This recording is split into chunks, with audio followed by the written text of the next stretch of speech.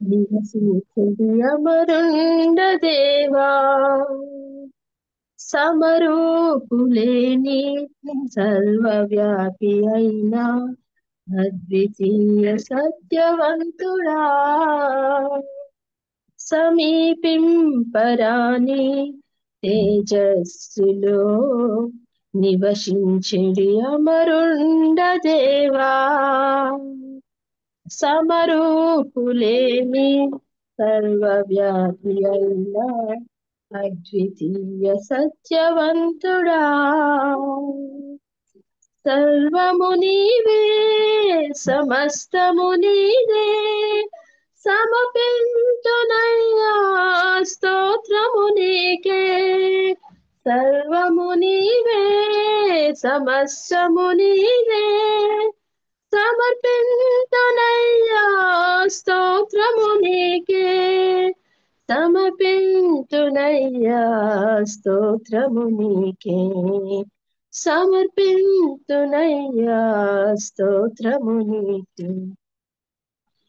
ఏ మాట వివరింతు నీ జ్ఞానము, ఏ నోట వర్ణింతు నీ ఘనతను, ఏ మాట వివరింతు నీ జ్ఞానము, ఏ నోట వర్ణింతు నీ ఘనతను, సమస్తము చేసితివి నీ మాటతో, సకలము కలిగెను క్రీస్తు యేసులో, సమస్తము చేసితివి నీ మాటతో, సకలము కలిగెను క్రీస్తు యేసులో, సర్వము నీవే సమస్తము నీదే, సమర్పింతునయ్యా స్తోత్రము నీకే,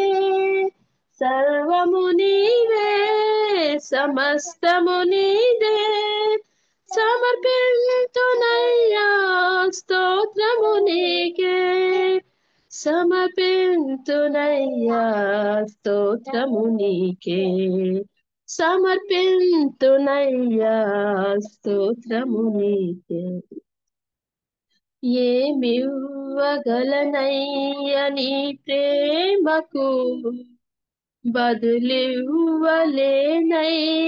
త్యాగానికి, ఏమివ్వగలనయ్య నీ ప్రేమకు, బదులివ్వలేనయ్య త్యాగానికి, ఇదిగోనయ్యా నా చిన్న జీవితం గైకొనుమయ్యా నీకే అంకితం, ఇదిగోనయ్యా నా చిన్న జీవితం గైకొనుమయ్యా నీకే అంకితం, సర్వము నీవే సమస్తము నీదే, సమర్పింతునయ్యా స్తోత్రము నీకే, సర్వము నీవే సమస్తము నీదే, సమర్పింతునయ్యా స్తోత్రము నీకే, సమర్పింతునయ్యా స్తోత్రము నీకే, సమర్పింతునయ్యా స్తోత్రము నీకే.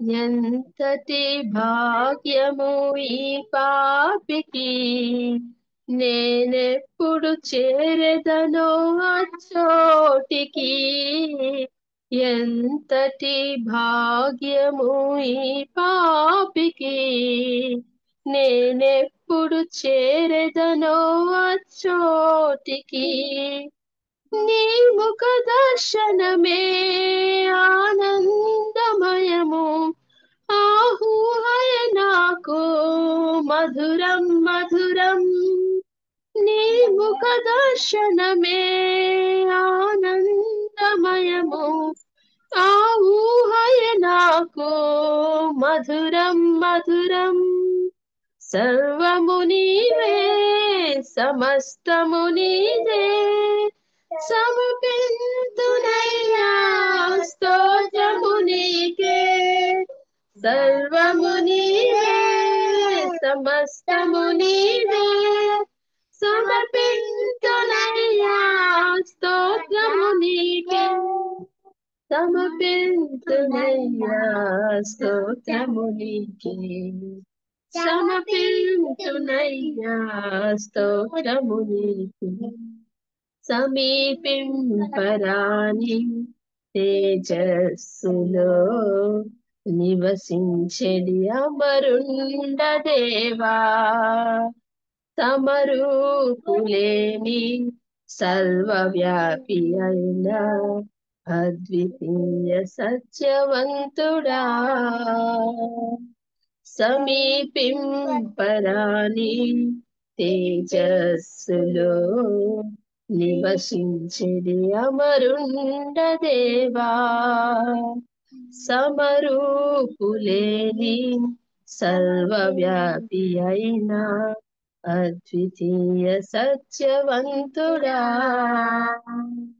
సర్వము నీవే సమస్తము నీవే సమర్పింతునయ్యా స్తోత్రము నీకే సర్వము నీవే సమస్తము నీవే సమర్పింతునయ్యా స్తోత్రము నీకే సమర్పింతునయ్యా స్తోత్రము నీకే సమర్పింతునయ్యా స్తోత్రము నీకే మంచిది. చాలా చక్కని సాంగ్ అక్క పాడారు. ప్రతి లైన్ లో ఒక అర్థం ఉంది. నిజంగా ప్రభువే సమీపంగా ఉన్నాడు. అయితే ప్రభువుకి మనం సమీపంగా ఉన్నామో లేదో కూడా ఈ పాట ద్వారా మనల్ని హెచ్చరిస్తున్నాడు. చక్కని పాట ద్వారా ప్రభుని స్తుతించిన అక్కకి షిప్రాకు కూడా ప్రేమ వందనాలు. రాబోయే దినంలో మా చర్చిలో కాబోయే సింగరు షిప్రా చిన్నపిల్ల చక్కగా పాడిద్ది. షిప్రా కోసం కూడా ప్రార్థన చేయండి. పాట పాడిన అక్కకి పాపకి ఇద్దరికి ప్రభువైన యేసుక్రీస్తు నామమున వందనాలు అన్నారు షిప్రా. మన మధ్య ఉన్న మనమాళ్ళ ఆంటీ గారు మనందరికీ సుపరిచితురాలే. రవి మనోహర్ అంకుల్ వాళ్ళ మిసెస్ సేవకురాలు మన మధ్య వాక్యం అందించడానికి సిద్ధంగా ఉన్నారు. ప్రార్థనా పూర్వకంగా ఆంటీకి సమయాన్ని అప్పగిద్దాం. వందనాలు ఆంటీ. మనమాళ్ళ ఆంటీ గారు వందనాలు. మా వందనాలు మా వందనాలు. జూమ్ లో చేరి వచ్చిన ప్రియమైన దేవుని బిడ్డలందరికీ నా ప్రేమ వందనాలండి. అత్యున్నత సింహాసనం మందు ఆసీనుడైన దేవాది దేవునికి కృతజ్ఞతాస్తుతులు చెల్లిస్తూ ఉన్నాను. ఈ అవకాశం ఇచ్చినటువంటి కేజీ అక్కకు కూడా నా యొక్క ప్రేమ వందనాలు తెలుపుతున్నాను. ప్రియులారా,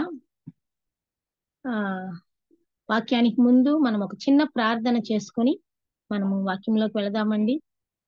నా వాయిస్ క్లియర్ గా వినిపిస్తుందమ్మా? వినిపిస్తుందా ఆంటీ?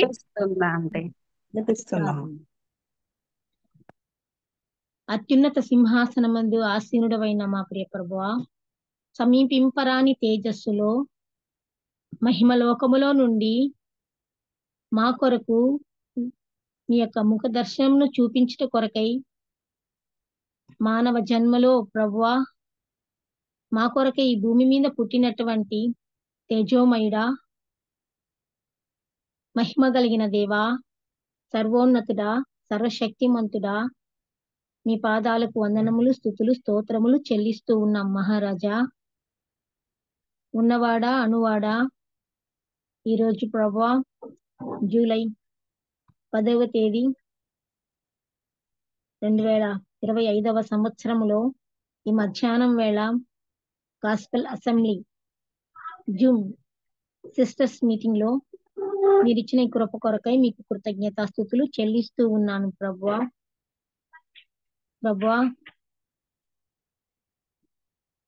ఇక్కడ చేరి వచ్చిన మీ ప్రియ బిడ్డలు, మీ దాసురాండులు, మీ సేవకులు, మీ బిడ్డలు, వారి మధ్య నేను కూడా మీ వాక్యమును, మీరు నాకు ఇచ్చినటువంటి రక్షణను గురించి సాక్ష్యము వాక్యము చెప్పుటకు మీరు నాకు ఇచ్చిన ఈ యొక్క కృప కొరకై మీకు కృతజ్ఞతాస్తుతులు స్తోత్రములు చెల్లిస్తూ ఉన్నాం.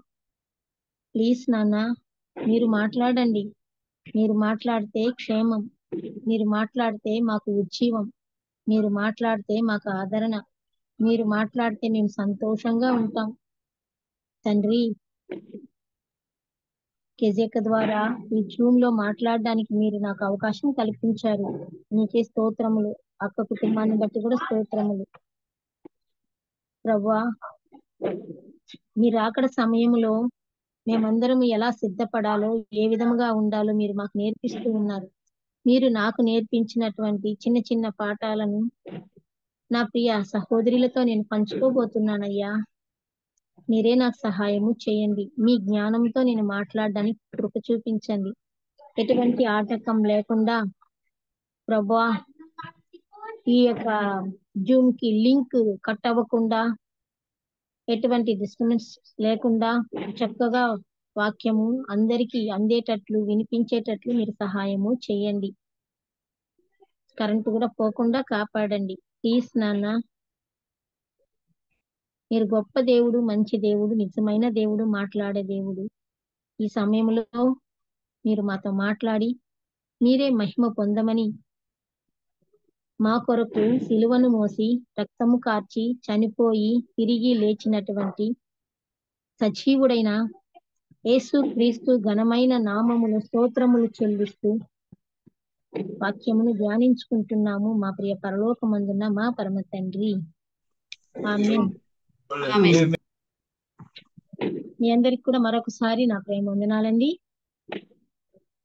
ప్రియులారా,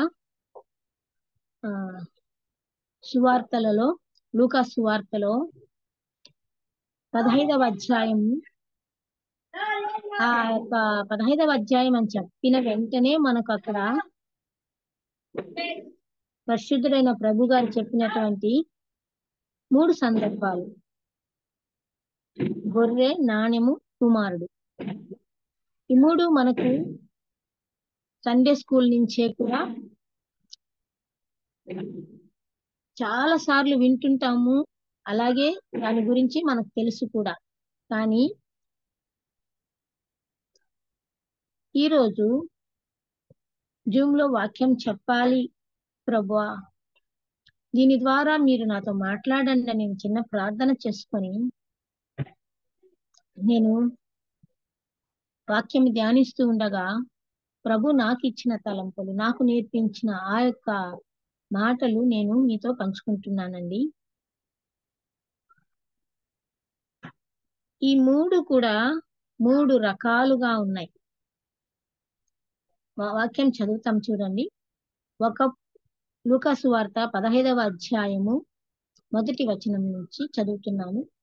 ఒకప్పుడు సమస్తమైన సుంకరులను పాపులను ఆయన బోధ వినుటకు ఆయన దగ్గరకు వచ్చుచుండగా పరిసయ్యులను శాస్త్రులను అది చూచి ఇతడు పాపులను చేర్చుకొని వారితో కూడా భోజనము చేయుచున్నాడని చాలా సనుగుకొనిరి. అందుకు ఆయన వారితో ఈ ఉపమానము చెప్పాను. అమ్మా, ఇక్కడ మనం చూస్తూ ఉన్నాము, దేవుడు ఉపమాన రీతిలో మనకు అర్థమయ్యేటట్లుగా చెప్తున్నాడు. సమస్తమైన సుంకరులను పాపులను ఆయన బోధ వినుటకు ఆయన దగ్గరకు వచ్చుచుండగా. ఎంత మంచి మాట కదండి. యేసు ప్రభు దగ్గరికి పాపులు వస్తున్నారు ఆయన వాక్యం వినడానికి, సుంకరులు వస్తున్నారు, పరిసయ్యులు వస్తున్నారు, శాస్త్రులు వస్తున్నారు. ప్రభు దగ్గరకు వచ్చి ఆ మాటలు వింటుంటే వాళ్లకు తెలియని ఆనందం, ఏదో సంతోషం ప్రభు యొక్క మాటల్లో వాళ్ళు పొందగలుగుతూ ఉన్నారు. అందుకని ప్రభు ఇంకా సులభముగా వాళ్ళకందరికీ అర్థమయ్యే రీతిలో వాళ్ళ యొక్క పాప జీవితమును వాళ్ళు విడిచిపెట్టి వచ్చే విధముగా ప్రభు ఉపమాన రీతిలో చెప్తూ ఉన్నారు. మన ప్రభు ఏది చెప్పినా, ఏది మాట్లాడినా ప్రతి ఒక్కరికి అర్థమవుతుందండి. చదువుకున్న వారికి, చదువు లేని వారికి, మూగవారికి, అలాగే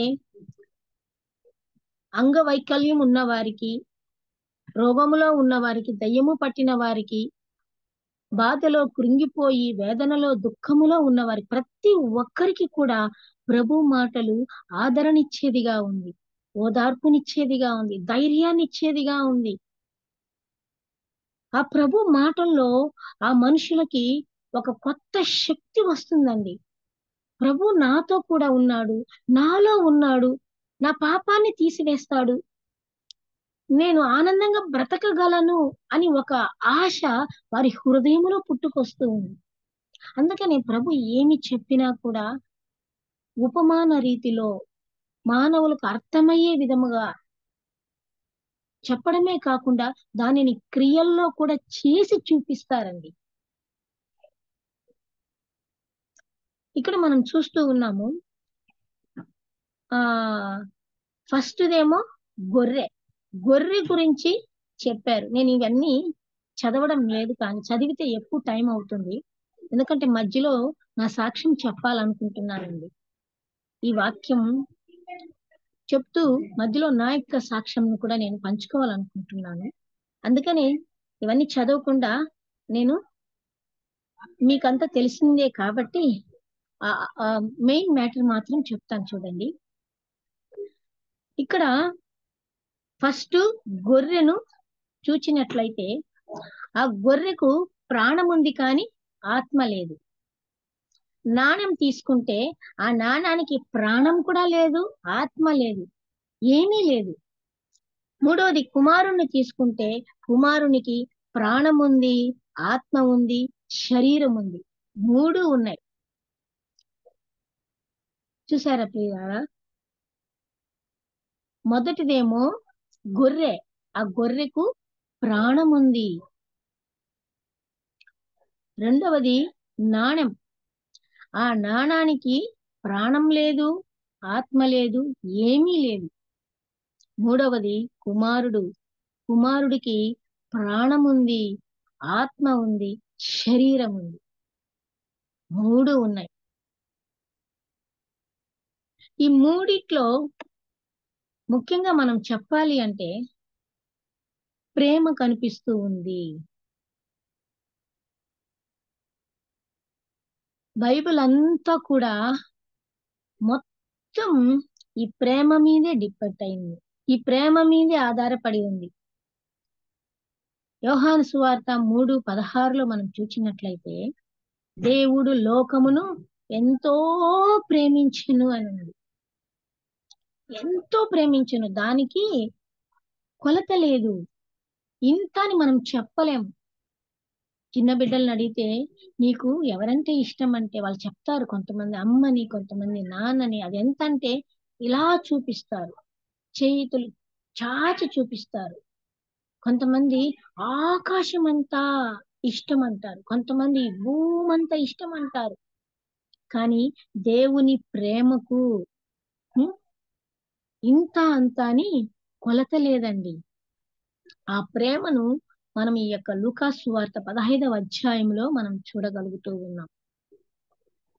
మనము రక్షణ పొందినప్పటి నుంచి కూడా, అప్పటి నుంచి ఇప్పటి వరకు కూడా ఎన్నోసార్లు దీన్ని చదివి ఉంటాము, ఎందరో దైవ సేవకులు చెప్తున్నప్పుడు విని ఉంటాము, మనమే కూడా చెప్పుంటాము, సండే స్కూల్ పిల్లలకు చెప్పుంటాము, కొత్త వారికి సువార్త చెప్పేటప్పుడు చెప్పుంటాము, ఎన్నో విధాలుగా మనం చెప్పుంటాము, వేల సంఖ్యలో కూడా విని ఉండవచ్చు. కానీ ప్రతిసారి ఒక్కొక్కసారి ఒక్కొక్క వాక్యమును ధ్యానించినప్పుడు, చెప్పినప్పుడు, దానిని వివరిస్తున్నప్పుడు దేవుడు కొత్త అర్థాలను, కొత్త భావాలను, కొత్త పాఠాలను నేర్పించేవాడిగా ఉన్నాడు. ఈ యొక్క ఉపమానంలో మనం చూస్తున్నాము, గొర్రెను మొదట మనం చూస్తూ యెహోవా నా కాపరి, నాకు ఏమీ కలుగదు. ఆయన కాపరిగా ఉన్నాడు. తప్పిపోయిన గొర్రెను వెతికి పట్టుకున్నాడు. వెతికి పట్టుకున్న తర్వాత ఆయన సంతోషిస్తున్నాడు.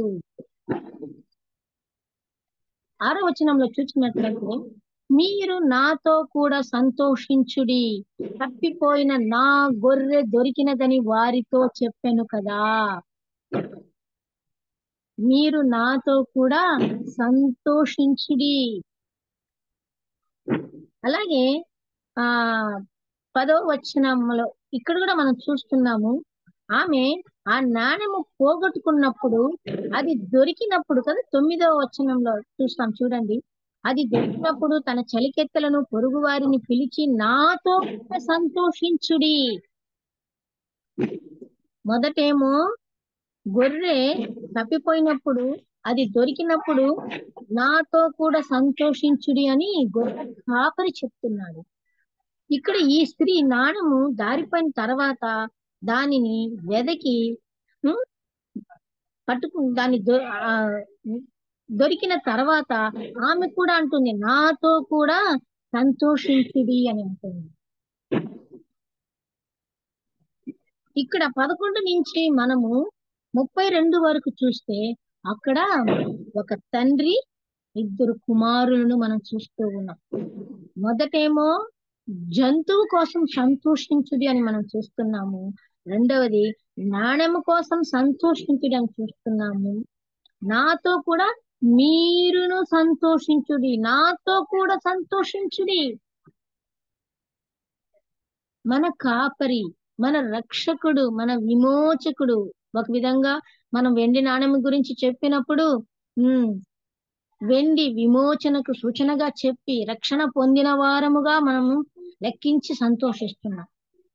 ఇక్కడ మూడవది ఇక్కడ ఏమవుతుంది, 11 నుంచి 32 వరకు మనం చూసినట్లయితే అక్కడ ఒక తండ్రి 2 కుమారులు. దీనికి పేర్లు పెడుతుంటారు కదండి, తప్పిపోయిన కుమారుడని, దారి తప్పిన వాడని, ఇంకా ఏవేవో, లేదా మంచి తండ్రి అని,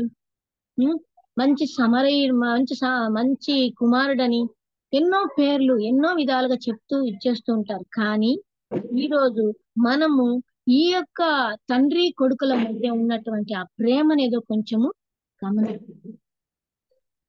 మీకు ఇంకొక వచనం చెప్తాను, 24వ వచనంలో, ఈ నా కుమారుడు చనిపోయి మరలా బ్రతికెను, తప్పిపోయి దొరికెనని చెప్పెను. అంతటా వారు సంతోషపడసాగిరి.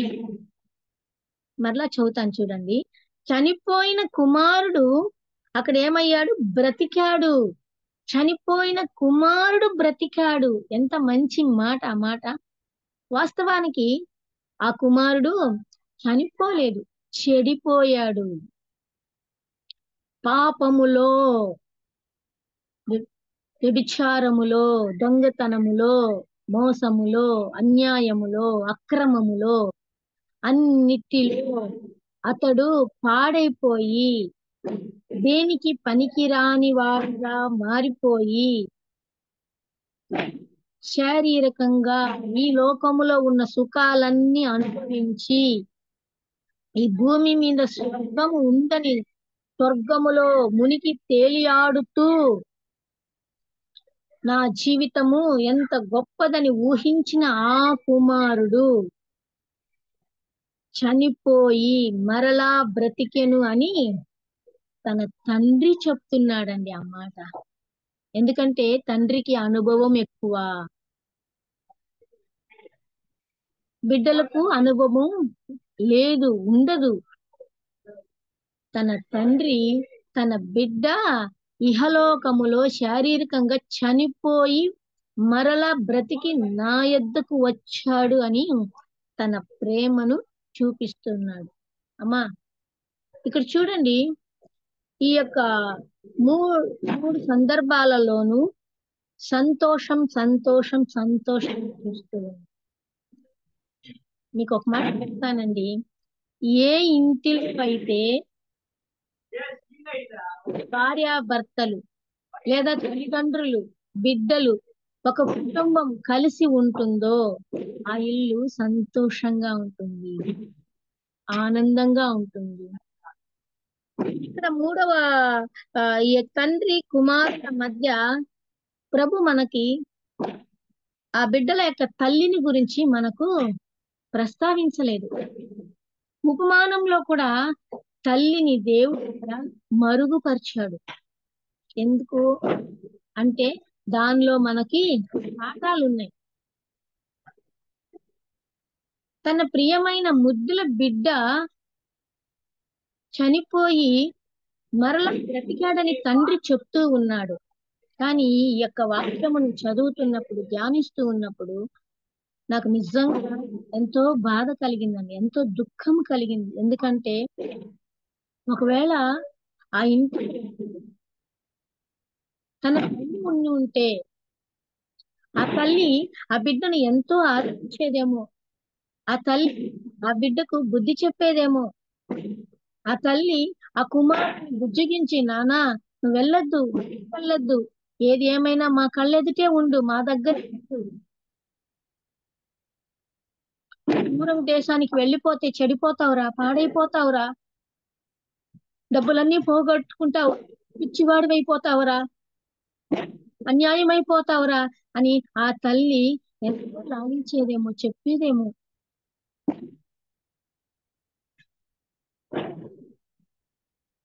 దేవుని ప్రేమ తర్వాత ఈ లోకంలో ఉన్నతమైన ప్రేమ ఏదంటే తల్లి ప్రేమ.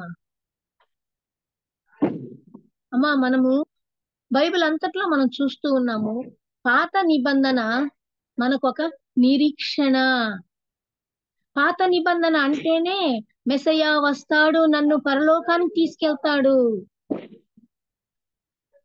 మెస్సయ్య వస్తాడు, నా కొరకు పుడతాడు, మెస్సయ్య వస్తాడు, నన్ను ఆదరిస్తాడు అని ఆది కాండం నుంచి మలాకి వరకు కూడా మనము నిరీక్షణలో ఉన్నటువంటి భక్తులను, ప్రవక్తలను, దేవుని జనాంగమును మనం చూస్తూ ఉన్నాం. ఎంతమంది ప్రవక్తలు బోధించారు, ఎంతమంది దేవుని బిడ్డలు బోధించారు. దేవుడు వస్తాడు, నువ్వు సిద్ధంగా ఉన్నావా? దేవుడు వస్తాడు, పుడతాడు ఈ భూమి మీద, మనల్ని విడిపిస్తాడు, మనల్ని కాపాడతాడు, మనల్ని ఆదరిస్తాడు, మనల్ని ప్రేమిస్తున్నాడు ఆయన. ఆ యొక్క నిరీక్షణలో బ్రతికారు వాళ్ళందరూ పాత నిబంధనలో. ఆ నిరీక్షణలో వాళ్ళు ప్రభు కోసం ఎదురు చూస్తారు. ఆ నిరీక్షణలో వాళ్ళు ప్రజలకు సువార్తను ప్రకటించారు. ఆ నిరీక్షణలో పాడైపోతున్నటువంటి ప్రతి ఒక్కరికి కూడా దేవుని యొక్క రాకడ గురించి చెప్పారు. అదే మనం కొత్త నిబంధన తీసుకుంటే, కొత్త నిబంధనలో విశ్వాసం, మత్తయి సువార్త నుంచి ప్రకటన గ్రంథం వరకు కూడా విశ్వాసమును నేను విశ్వాసములో ఉన్నాను.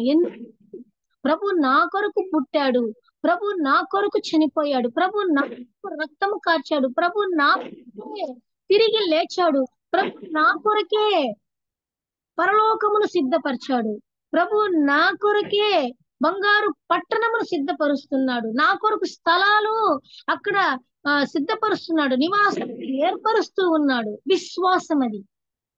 నిరీక్షణ కన్నా విశ్వాసము గొప్పది. నిరీక్షణ ప్రభు కోసం ఎదురు చూ. ఇక్కడ ఈ యొక్క కుమారుడికి, ఈ చిన్న కుమారుడికి ఈ మాట తల్లి అక్కడ మనకు కనపడటం లేదు.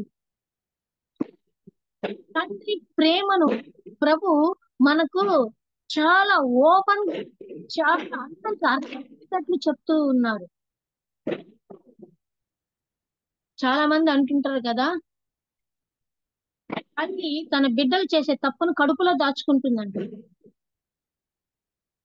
సామెత చెప్తారు, బిడ్డలు చేసే తప్పులను తల్లి కడుపులో దాచిపెట్టుకొని బిడ్డను కాపాడుతుందంట.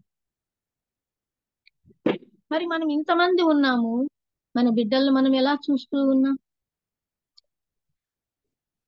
ఇంతమంది ఉన్నాం, మన బిడ్డల్ని మనం ఎలా పెంచుతూ ఉన్నాం?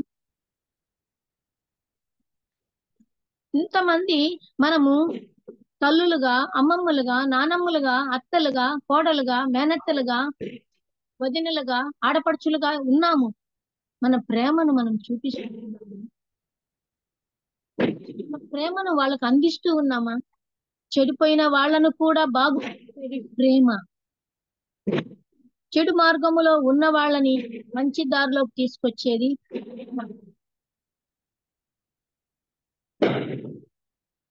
గొర్రెకు ప్రేమ అనేది వ్యక్తపరచడం తెలీదు. ఎందుకంటే గొర్రె పుడుతుంది, గడ్డి తింటుంది, తన ఆయుష్ ఉన్నంత వరకు అది బ్రతుకుతుంది, తర్వాత చనిపోతుంది. అంతే, దానికి ప్రాణం ఉన్నంత వరకే అది బ్రతుకుతుంది, చనిపోతుంది. ప్రాణము మానవ యొక్క అవసరాలు తీర్చడానికి మాత్రమే ఉపయోగపడుతుంది. దానిని మనం ఎత్తి దాచి పెట్టుకుంటే అలాగే ఉంటుంది. మనము దానిని వ్యాపారానికి వాడితే లేదా ఇంకా దేనికైనా వాడితే అలా ఉపయోగపడుతుందే కానీ మనిషిని అది తన ఇష్టం పనిచేస్తుంది. నాణ్యము పేదవాడి దగ్గరను ధనవంతుడి దగ్గర అందరి దగ్గర వస్తుంది పోతుంది, వాళ్ళ ఆకలి తీరుస్తుంది, చేస్తుంది. గాని చనిపోయిన తర్వాత ఆ నాణ్యము వాళ్ళకి ఏ మాత్రము ఉపయోగపడదు. కొంతమంది అంటారు, చనిపోయిన వాడి దగ్గర డబ్బులు చూపిస్తే చనిపోయిన శవం కూడా లేచి కూర్చుంటుంది అంటారు. అంటే డబ్బుకి అంత విలువ ఉంది అంటారు. కానీ డబ్బు పరలోకాన్ని తీసుకెళ్తుందా? డబ్బు పరలోకాన్ని తీసుకొని వెళ్ళదు. గొర్రె తీసుకెళ్తుందా? తీసుకొని వెళ్ళదు. కానీ ఇక్కడ తండ్రి తన కుమారుని పట్ల ఏం చేస్తున్నాడు? ఒక పెద్ద విందే చేస్తున్నాడు. ఒక చెడిపోయిన వాడి కోసము, పాడైపోయిన వాడి కోసము డబ్బులంతా ఖర్చు పెట్టేసి, నగలంతా పోగొట్టుకొని, బట్టలంతా పోగొట్టుకొని, ఆస్తంతా పోగొట్టుకొని, దేనికి పనికి రాని వాడిగా, ఒక భిక్షవాడి లాగా మారిపోయిన ఆ కుమారుడు బ్రతికాడని తండ్రి సంతోషిస్తున్నాడు. ఆ ఇంటిలో ఒకవేళ బహుశా తల్లి ఉన్నట్టే, తల్లి పాత్ర ఎంతో గొప్పగా నేను భావిస్తున్నానండి. ఒకసారి ఇలాగే ఒక సహోదరి వాళ్ళ కుటుంబంలో ఆమె దేవుణ్ణి నమ్ముకున్న తర్వాత ఆమె చెప్పిన సాక్ష్యం ఏమంటే, అక్క, మా అత్తగారు నా భర్తని చాలా ముదిగారంగా ప్రేమగా పెంచి పాడు చేసేసింది. అదే మా మామగారు చాలా స్ట్రిక్ట్ గా ఉండేవారు. మా మామగారు ఉన్నంత వరకు బాగానే ఉన్నారు. ఆయన యాక్సిడెంట్ లో చనిపోయిన తర్వాత మా వ్యాపారం దెబ్బతిన్నది. మా అత్త నా భర్తను పట్టించుకోలేదు. తన చిన్న కొడుకు బాగా చదువుకొని అమెరికాలో ఉన్నాడు. కానీ ఈయన చదువు ఆపేసి ఇంజనీరింగ్ ఫైనల్ ఇయర్ లో కాలేజీకి వెళ్లకుండా చెడు అలవాట్లకు బానిసైపోయి తన జీవితాన్ని పాడు చేసుకున్నా కూడా మా అత్త ఏమీ అనలేదు. ఇప్పుడు నా భర్త సంపాదన లేక ఒక జులాయి లాగా ఉన్నాడు. కుటుంబాన్ని పట్టించుకోవడం లేదు. పిల్లలున్నారే, పిల్లలకు చదువుకి బట్టలకి డబ్బులు సంపాదించాలి, ఉద్యోగం చేయాలి అని ఏం మాత్రం ఆలోచించడం లేదు. నేను ఏమి చెయ్యాలక్క, నేను ఎట్లా బ్రతకాలి? ఆమె ఒక మంచి ఆర్య వర్క్ చేసే ఆమె. అది చేసి రాత్రింబవళ్ళు కష్టపడి కూర్చొని పుట్టి సంపాదిస్తున్నాను. నా కళ్ళు మంటలు, తలనొప్పి, ఒళ్ళు నొప్పులు, జ్వరం వచ్చేస్తుంది. అయినా కూడా నా బిడ్డల కోసం నేను కష్టపడుతున్నానక్క అని చెప్పి బాధపడి ఏడ్చేది. బాధపడకుమా, బాధపడకు. ప్రభు ఉన్నాడు, ప్రభు నిన్ను ఎన్నుకున్నాడు కదా, నిన్ను రక్షించాడు కదా, నీ ద్వారా నీ కుటుంబాన్ని మారుస్తాడు, ఖచ్చితంగా మారుస్తాడు అని ప్రభు మాటలు చెప్పి ఆమెను ప్రోత్సహిస్తూ విశ్వాసంలో దేవుడు నడిపించుతూ దేవుడు ఆమెను పట్టుకొని తన కుటుంబాన్ని ఆదరించాడు. నిజంగా ఆమె యొక్క ప్రార్థన, ఆమె యొక్క విశ్వాసం ఈ రోజు తన కుటుంబము ఒక మంచి స్థితిలో ఉంది. వాళ్ళ భర్తకు ఆ చెడు వ్యసనాలన్నీ పోయాయి. వాళ్ళ అత్తకు సువార్త చెప్పింది. వాళ్ళ అత్తకు దేవుని మాటలు వినిపించింది. ఆమె పరిచయం చేసింది. ఫోన్ లో వాక్యం వినేది. పెద్ద ఆవిడ, ఆమె షుగర్ ఎక్కువ, కాలు తీసేశారు, నడవలేంది.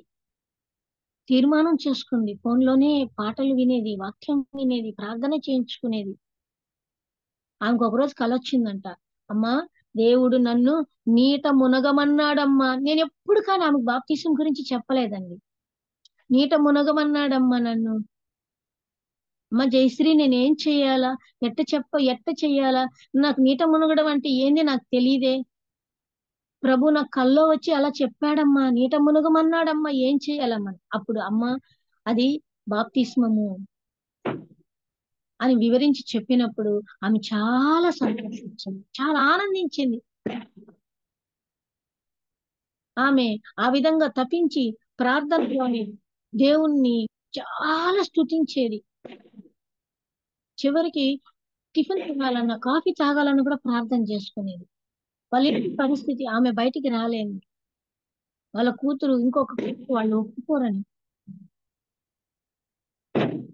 ఆమె అనేది, అమ్మా మా రెడ్లల్లో ఈ విధంగా ఇటువంటి పరిస్థితి వచ్చింది, నేను నడవలేని పరిస్థితి, కానీ నా వంశం ప్రభులోకి రావాలి, నా కుటుంబం అంతా దేవుణ్ణి ఆరాధించాలి, నా కుటుంబం అంతా బాగుపడి, ఇదిగో నా బిడ్డ బాగుపడ్డా, నా కొడుకుని నేనే పాడు చేస్తున్నా, నా కొడుకు ఈ విధంగా ఇట్లా అయిపోవడానికి నేనే కారణం. ఆ 75 ఏండ్ల ఆ వృద్ధురాలు ఎంతో బాధపడింది, ఎంతో దుఃఖపడింది, ఎంతో వేదన పడింది. నేనన్నాను, అమ్మా మీరు బాధపడకండి, ప్రభు మీ మాటలు వింటున్నాడు, మీ ప్రార్థన వింటున్నాడు, ఖచ్చితంగా మీ అబ్బాయి మారుతాడు, ఖచ్చితంగా మీ అబ్బాయిలో మార్పు వస్తుంది, మీ వంశాన్ని దేవుడు రక్షిస్తాడు, మీరు ప్రభు దగ్గరికి వెళ్ళకూడరే, ఆ పరలోకములో ఆ ప్రభు మీ ప్రార్థన విని మీ కుటుంబాన్ని రక్షిస్తాడు అని చెప్పినప్పుడు ఆమె ఎంతో సంతోషించేది, ఎంతగానో నిజంగా పక్కలో ఉండే ఆమె దేవుణ్ణి ఘనపరుస్తూ ఉండేది. ఆమె ఇప్పుడు లేదండి, ప్రభు దగ్గరికి వెళ్ళిపోయింది, 12 ఏండ్లు అవుతుంది. కానీ ఆమె యొక్క ప్రార్థన వృధా కాలేదు, ఆమె యొక్క విశ్వాసం వృధా కాలేదు, ఆమె యొక్క కోడల యొక్క ప్రార్థన వృధా కాలేదు. దేవుడు ఆ కుటుంబాన్ని పట్టుకున్నాడు, దేవుడు ఆ కుటుంబాన్ని ఆశీర్వదించాడు. వాళ్ళ కూతురు చదువు విషయంలో, వాళ్ళ కొడుకు చదువు విషయంలో, అన్నిటిలో దేవుడు కృప చూపించాడు. వాళ్ళ అమ్మాయి డాక్టర్ అయింది, వాళ్ళ అబ్బాయి ఇంజనీర్ అయ్యాడు, ఫ్యామిలీగా చర్చించేవాళ్ళు. కానీ సొంత ఇల్లు, అపార్ట్మెంట్ కొనుక్కున్నారు, దేవుడు సహాయపడ్డాడు, దేవుడు ఇచ్చాడు. ఆ అత్త కోడల యొక్క ప్రార్థన ఆ కుటుంబాన్ని ప్రభులోకి తీసుకొచ్చింది. అందుకే ప్రేమ, దేవుడు లోకమును ఎంతో ప్రేమించాడు. ఆ ప్రేమలో మనము రవ్వంతైనా అనుభవిస్తే ఆ ప్రేమను మనము కుటుంబానికి పంచి పెడతామండి. ఆ కుటుంబంలో ఉన్న వారందరూ కూడా ఆ ప్రభు ప్రేమ ద్వారా ఆనందంగా ఉంటారు. చెడ్డవాళ్ళైనా కూడా సరే మంచి వాళ్ళుగా మారిపోతారు. బిడ్డలకు కావాల్సింది ఇప్పుడు ఈ యొక్క సమయంలో, ఈ జనరేషన్ లో తల్లి ప్రేమ ఎంతో అవసరంగా ఉంది పిల్లారా. తల్లి ప్రేమ చాలా ముఖ్యంగా ఉంది. బయట బాగలేదు, ప్రపంచం బాగలేదు, విచ్చలవిడిగా పాపం చేస్తున్నారు, భయం అనేది లేకుండా పాపం చేస్తూ ఉన్నారు. ఆనాడు సొదొమ గుమ్మలో ఏ విధముగా పాపం ఉన్నదో, నోవహు కాలంలో ఏ విధముగా పాపం ఉన్నదో, పట్టణంలో ఏ విధముగా అతని కాలంలో ఇశ్రాయేలీయుల మధ్య అంటే ఆ పాపం కొనసాగుతూ ఉంది, ఇప్పటికీ మానవులను వెంటాడుతూ ఉంది. పైకే భక్తిగా ఎంత ఘోరం, ఎంత బాధేస్తుంది. ఈ యొక్క చిన్న కుమారుని విషయంలో కూడా అదే జరిగింది. మన ఇంట్లో మన బిడ్డల విషయం మనము ప్రార్థన చేయవలసి ఉంది.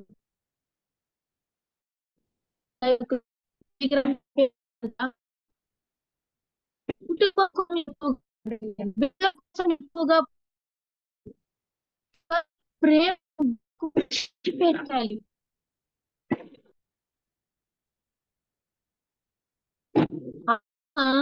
ఎంతో గొప్పది ప్రేమ. తర్వాత బిడ్డలు పొందవలసిన ప్రేమ తల్లి ప్రేమ.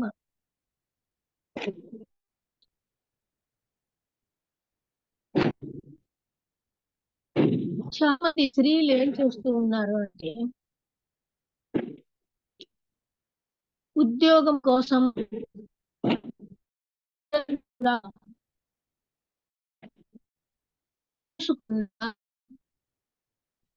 బేబీ కేర్ లో వేసేసి వాళ్ళని ఆ సెంటర్స్ లో వదిలేసి ఉద్యోగం డబ్బు సంపాదన పోతున్నారు.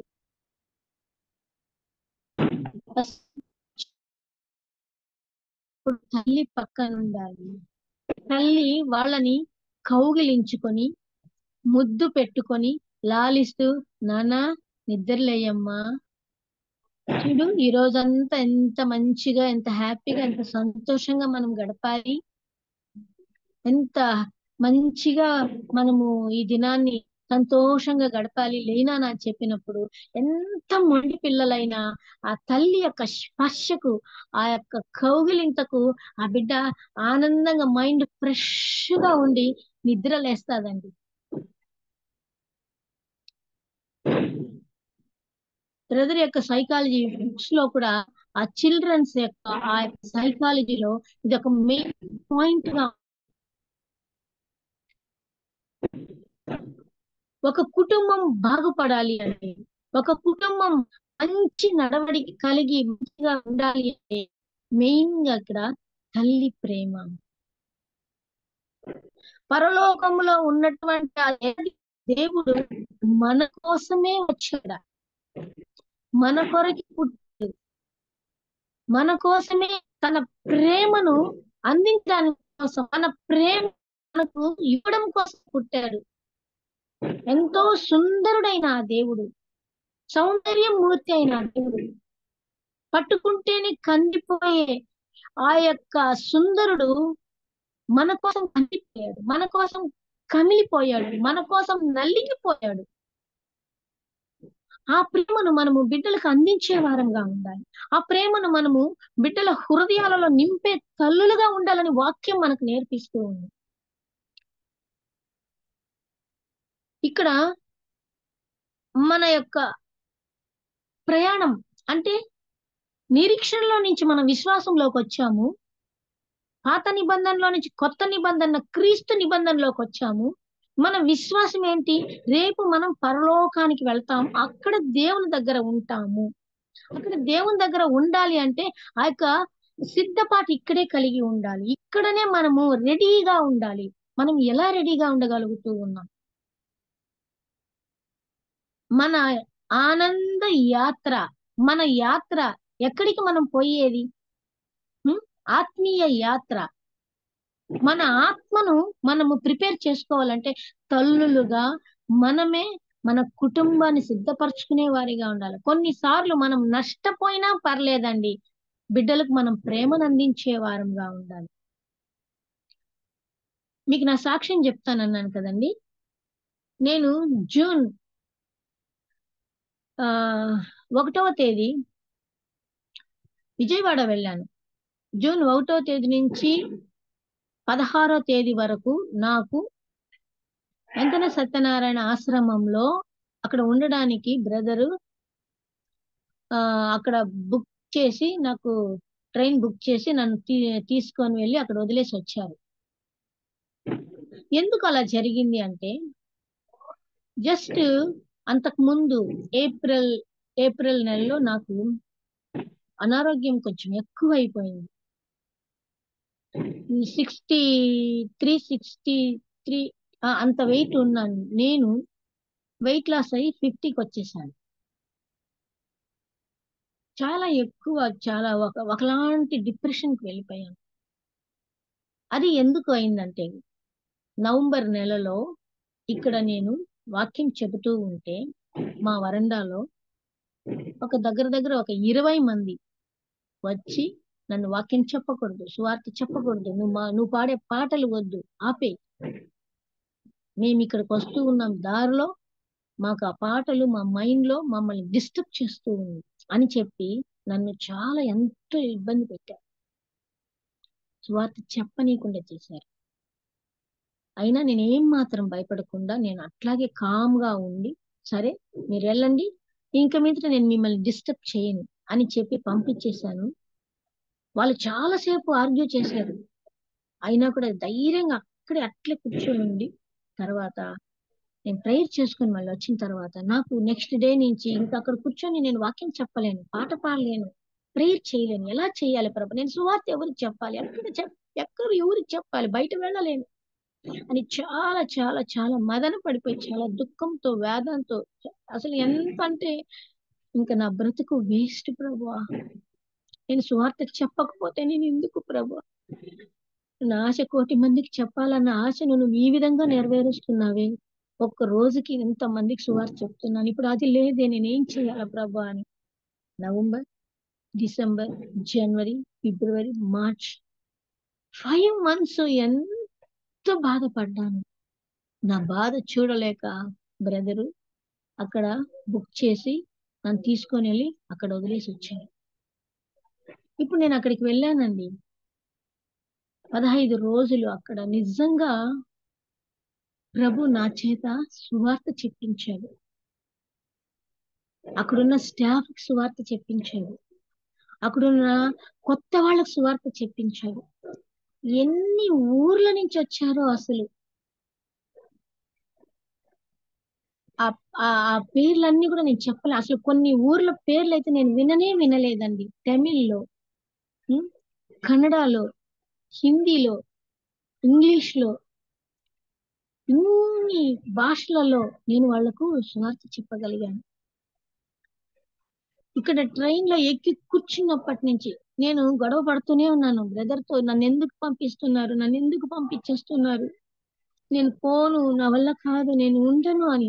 బ్రదర్ ఏం కాదు, నీకేం అవ్వదు, నువ్వు ధైర్యంగా ఉండు, నువ్వు మంచిగా ఉండు, ప్రభు నీకు తోడున్నాడు, నీకు పీస్ ఆఫ్ మైండ్ కావాలా, నువ్వు మంచిగా ఇదవుతావు అని చెప్పి ఎన్నో మాటలు చెప్పి తీసుకున్నాడు. ఆ టైంలోనే నాకు షుగర్ కూడా వచ్చింది, 380 వచ్చింది షుగర్, బ్యాడ్ కొలెస్ట్రాల్ వచ్చింది, అది కూడా దగ్గర దగ్గర 390 ఏమో బ్యాడ్ కొలెస్ట్రాల్ వచ్చింది. నేను ఏది ఇది ఇంత ఇదైనా కూడా నేను ఏమన్నా ప్రభా, నేను సువార్త చెప్పాలి, నీ గురించి చెప్పాలి, నీ సిలువ సువార్తను నేను చెప్పకుండా బ్రతకడం వేస్ట్ ప్రభా, నువ్వు నన్ను ఎన్నుకున్నావు, నువ్వు నన్ను రక్షించావు, నువ్వు నన్ను అమ్మా అని పిలిచావు, నా కుమారుడు నన్ను పున్నామ నరకము నుంచి తప్పించే నా బిడ్డ గురించి నేను చెప్పాలి ప్రభు, నా బిడ్డ గురించి చెప్పకుండా నేను ఎందుకు బ్రతకాలయ్యా, ఎందుకు బ్రతకాలి, నీ సువార్త లేనిదే నేను లేదయ్యా అని ఎంతో పరితపిస్తూ ఎంతో వేదనతో దుఃఖంతో ఉన్నాను. దేవుడు విజయవాడకు తీసుకెళ్లి మెల్లమెల్లగా అక్కడ సువార్త చెప్పడానికి నన్ను వాడుకున్నాడు. అమ్మా ఒక పక్క ఒక రోజుకి నేను దగ్గర దగ్గర 15 మందికి 16 మందికి నేను వాక్యం చెప్తున్నా, సువార్త చెప్తున్నాను. అక్కడ చాలా మంది విశ్వాసులు నాకు పరిచయం అయ్యారు. ఆ ఆశ్రమం చుట్టుపక్కల నుంచి వచ్చి జాబ్ చేసే వాళ్ళు, అన్ని రకాల వాళ్ళు, డాక్టర్స్ తో సహా, నర్సెస్ తో సహా, హౌస్ కీపర్స్ తో సహా ప్రతి ఒక్కరిని పలకరించేదాన్ని. లిఫ్ట్ లో వెళ్ళిన వాళ్ళకి సువార్త చెప్పేదాన్ని, భోజనం దగ్గరికి వెళ్ళినప్పుడు అక్కడ వాళ్ళకి సువార్త చెప్పేదాన్ని. కానీ అక్కడున్న ప్లేస్ అంతా సాటిన్, ఫుల్ సాటిన్, వాళ్ళందరూ మెడిటేషన్ చేసేవాళ్ళు, శివుని విగ్రహం పెట్టుకొని పూజ చేస్తూ ఎంతో భయంకరంగా, డార్క్నెస్, చీకటి, పగలంతా సువార్త చెప్పి వాళ్ళు పెట్టి ఆ ఫుడ్ తింటూ వాళ్ళు పెట్టిన ఆ యొక్క దీన్ని తీసుకుంటూ మళ్ళీ రూమ్ కి వచ్చిన తర్వాత నాతో సాటిన్ భయంకరంగా పోట్లాడి. ఒక రోజు ఏమైందంటే నేను బ్రదర్ తో అంటున్నాను, నా వల్ల కాదండి, నేను వచ్చేస్తాను, డబ్బులు పోతే కూడా పోని, ఆ డబ్బు నష్టమైనా పర్లేదు, నేను వచ్చేస్తాను, నన్ను తీసుకెళ్ళిపోండి అనేసి అంటున్నాను. కానీ బ్రదర్ ఏం మాట్లాడకుండా నీకేం కాదు, ప్రభు నీకు తోడుగా అన్నాడు, ఇంకొక వారం రోజులే కదా నువ్వు ఉండని చెప్పేసి ఇచ్చేసారు. నేను కోపంతో బ్రదర్ ని తిట్టేసిన, ఫోన్ పెట్టేశాను. కానీ ఆ రోజు ఏమైందంటే మా ఇంట్లో ఫైర్ యాక్సిడెంట్ భయంకరంగా, బ్రదర్ ఒక్కడే ఉన్నారు, పైన మా అబ్బాయి మా చుట్టూ ఉన్నాడు, మా మనవరాలు ఉంది, ఇంట్లో ఉన్న స్టోర్ రూమ్ లో ఉన్న సామాన్లు అన్ని కాలిపోయాయి. మా కోడలు స్కూల్కి వెళ్ళింది, టీచర్ అమ్మాయి, అక్కడ ఆ అమ్మాయికి బండ్లో పోతూ పోతూ అక్కడ నిప్పు అంటుకొని ఆ చీరంతా కాలిపోయింది. అదే రోజు నైట్ నేను అక్కడ 4th ఫ్లోర్ లో ఉన్నాను. పై నుంచి 4వ అంతస్తు నుంచి అక్కడి నుంచి దూకేయాలి. నాకు ఒక ఒత్తిడి, ఇక్కడి నుంచి దూకే, నువ్వెందుకు బతుకుతావు, అసలు నువ్వెవరికి కావాలి, నువ్వెందుకు, ఉం? అసలు నీలో ఏమి, నీ కొడుక్కి నీ కోడలికి పిల్లలు లేరు, నీ కూతురికి నీ బిడ్డే చచ్చిపోయింది, నీ ఫ్యామిలీలో ఇది, నీ భర్తకి ఏమరంటే గుండె ఊరికే లబ్ లబ్ అని కొట్టుకుంటుంది. లబ్ డబ్ అని కొట్టుకోదు కదా. ఒక్కటన్నా నీ కుటుంబంలో మంచిగా ఉందా? నీకేమరంటే ఇంత హై షుగర్, హై కొలెస్ట్రాల్, అసలు ఏంది నీ ఫ్యామిలీ, అసలు నువ్వేం సువార్త చెప్పాలి, అసలు నీకెందుకు ఈ లైఫ్ అని ఎంత ఒత్తిడి అంటే రూమ్ లో నేను ఒక్కదాన్నే ఉన్నాను. డోర్ తీసుకొని బయటకు వచ్చాను. ఆ యొక్క వరండాలో దీని మీద నిలబడి చూస్తున్నాను. అదిగో చూడు చూడు ఎంత బాగుందో నేల, చూడు ఒకే అక్కడ దూకు, నీకేం తెలీదు, నీకు కష్టమే ఉండదు, నీకే ఇది ఉండదు, ప్రశాంతంగా కన్ను మూసేస్తావు అని ఎంత ఎఫెసీలకు రాసిన పత్రికలో చెప్పినట్లుగా దురాత్మల ద్వారా, అంధకార దురాత్మల యొక్క ఒత్తిడి నన్ను ఎంతో బలవంతంగా ఇచ్చేది. నేను ఒక కాలు అయితే దాని మీద కూడా పెట్టేశానండి, ఇంకొక కాలు తీసి ఇంకా వెయ్యబోతాను. ఆ టైంలో తక్కువని వాక్యం గుర్తొచ్చింది. దేవుడు నిన్ను ప్రేమిస్తున్నాడు, ప్రభు నీకు తోడుగాను, శాశ్వతమైన ప్రేమతో ప్రభు నిన్ను ప్రేమిస్తూ ఉన్నాడు. మహోన్నతిని చాటున నీవున్నావు, సర్వశక్తిని నీడలో నువ్వు విశ్రమిస్తున్నావు, ప్రభు చేతిలో నువ్వు ఉన్నావు, ప్రభు నిన్ను పట్టుకొని ఉన్నాడు. వీటికన్నిటికీ చెడియద్దు. వెంటనే కాలు కిందకు దించాను, ఒళ్ళంతా ఒక విధంగా అయిపోయింది, చాలా భయం వేసింది. ప్రభువా, నా మనవరాలు ఇప్పటికి కూడా కరెక్ట్ గా లేదు ప్రభువా, ఆ పాప సాతాను యొక్క దీంట్లో, అమ్మమ్మ దేవుడు ఎందుకు మనకే ఇన్ని కష్టాలు ఇస్తాడంటూ ఉంది, ఆ బిడ్డ విషయంలో నేను ఏం జవాబు చెప్పాలి? బయట సువార్తకి వెళ్ళినప్పుడు ఏమ్మా మీరు ఇంత ప్రేర్ చేస్తారే, నీ కొడుకు కోడలికి దేవుడు ఒక బిడ్డ నీలేడని అడుగుతున్నారు కదా ప్రభు.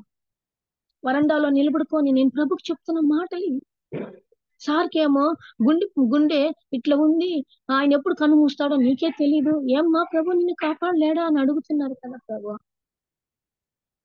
ప్రభు నేనేం చెయ్యాలా, ఎట్లా చెయ్యాలి, నువ్వే ప్రభు నాకు. కానీ ప్రభు నన్ను ధైర్యపరుచు, నేనున్నాను నీ పక్షాన, నేనున్నాను నీకు తోడుగా, ఏది ఉన్నా ఏది లేకపోయినా నువ్వు ఇక్కడ దానవు కాదు, నీ స్థలం అక్కడుంది పరలోకంలో. ఆ టైంలో నేను ఇద్దరిని గుర్తు చేసుకున్నానండి.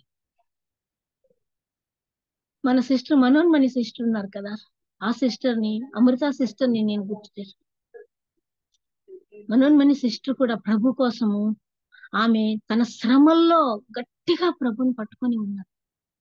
అమృత సిస్టర్ కూడా ఆ యొక్క హార్ట్ ఆపరేషన్ విషయంలో దేవుడు నాకు ఇచ్చాడు, దేవుడు నాకు అనుమతించాడు, నేను బాధపడను అన్న మాటలు నాకు గుర్తొచ్చింది. నిజమే కదండి, మనకు అన్ని ఉన్నా, మనతో కూడా అందరూ ఉన్నా, ఇహలోకములో ఈ శరీరము ఎంత అనుభవించినా, ఎంత ధనమున్నా, ఎంత పెద్ద ఇంట్లో ఉన్నా, ఎన్ని చీరలు కట్టినా, ఎంత మంది చేత పొగిడించుకున్నా, ఎన్ని ఉన్నా, ఇవన్నీ ఇక్కడే వదిలిపెట్టి వెళ్ళిపోతాం. రేపు మనం పరలోకానికి వెళ్ళాలి, ఆ సియోను పురంలో మనం అక్కడ ఉండాలి, అక్కడ మనం ఉండబోయేది. మన అవసరాలు దేవుడికి తెలుసు కదా, మనకి ఏది కావాలో అది దేవుడు ఇస్తాడు కదా, మనం అడగకుండానే ఇచ్చేవాడు మన దేవుడు.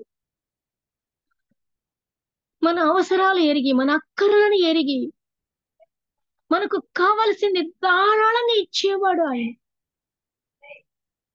ఆయన ప్రేమ ఎంత గొప్పది. దేవుడు లోకముని ఎంతో ప్రేమించాడు, ఆ లోకములో నిన్ను పట్టుకున్నాడు, ఆ లోకములో నిన్ను వెతికి నిన్ను తన రొమ్మున ఆనించుకున్నాడు. ఈ లోకములు, ఇంత పెద్ద లోకములు, పక్షులు, జంతువులు, వృక్షాలు, కొండలు, శిఖరాలు ఎన్నో ఎన్నో ఎన్నో ఉన్నాయి, ఎన్నో పట్టణాలు ఉన్నాయి, ఎన్నో గ్రామాలు ఉన్నాయి, మీ ఊర్లోని మీ వీధిలోనే ఎన్నో కుటుంబాలు ఉన్నాయి. వాళ్లకు లేని రక్షణ దేవుడు నీకిచ్చాడు, నాకిచ్చాడు. మనం ఎంత ధన్యులం. ప్రభు ప్రేమ గొప్పది.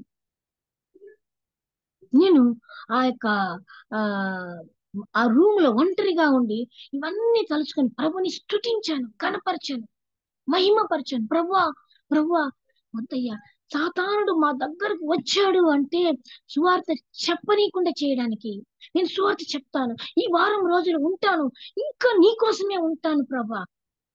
నాకు ఇక్కడ కాలిపోయిన విషయము నాకు తెలీదు, నా కోడలికి అలా జరిగింది తెలీదు. బ్రదరు ఆ రోజు నైటే ఆ ఇక్కడ మా అబ్బాయి ఆ కాలిపోయిన ఆ యొక్క వస్తువులు అవన్నిటిని వర్షం పడుతుంది భయంకరంగా. ఆ ఆ యొక్క స్థితిలో అసలు ఎంత బహు భయంకరమైన స్థితి.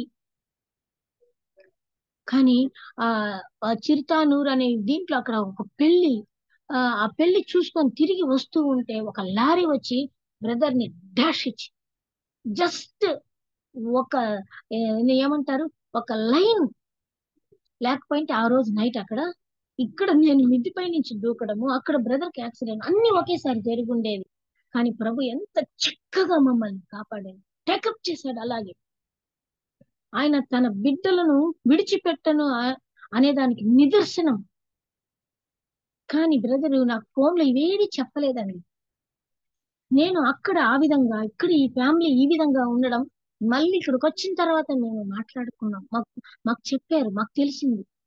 కానీ ఆ రోజు నైట్ నేను బైబిల్ తీసుకొని నా రొమ్మున పెట్టుకొని, ప్రభువా నువ్వు ఉన్నావయ్యా, నువ్వు ఉండి కూడా నాకు ఈ విధంగా జరుగుతుందంటే ఇక్కడ విత్తబడిన విత్తనాలు ఫలిస్తాయి.